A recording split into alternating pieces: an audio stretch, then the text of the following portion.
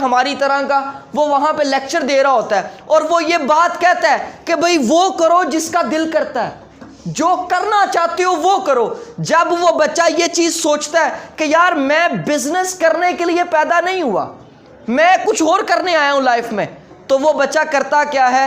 وہ اپنا بزنس کا معاملہ چھوڑتا ہے، بزنس کی فیلڈ کو چھوڑتا ہے اور وکالت کرتا ہے۔ اور یہ اس بات کو فخر سے بیان کرنے والا ہوں میں کہ وہ بچہ جو کہ بزنس کی سٹڈی لینے جاتا ہے انگلینڈ میں، اپنی سٹڈی کو چھوڑتا ہے اور وکالت کرتا ہے، اور برِ صغیر کا سب سے کم عمر ترین بچہ وکالت کرتا ہے، وکیل بنتا ہے، اور ہمیں ایک الگ پاکستان لے کے دیتا ہے۔ آج آپ اس کا نام قائد اعظم پڑھتے ہیں اپنی کتاب میں۔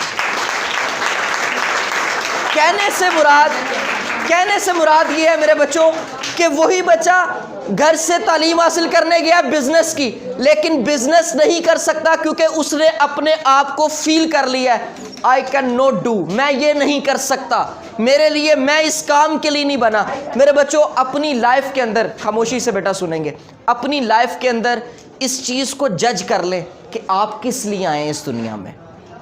ہم کسی دکان پہ جاتے ہیں نا چینی خریدنے کے لیے، تو ہم اس کو جا کے کہتے ہیں کہ بھئی چینی دے دو۔ ریزن از دیٹ ہم گھر سے ڈیسائیڈ کر کے آئے ہیں کہ ہم کیا لینے آئے ہیں؟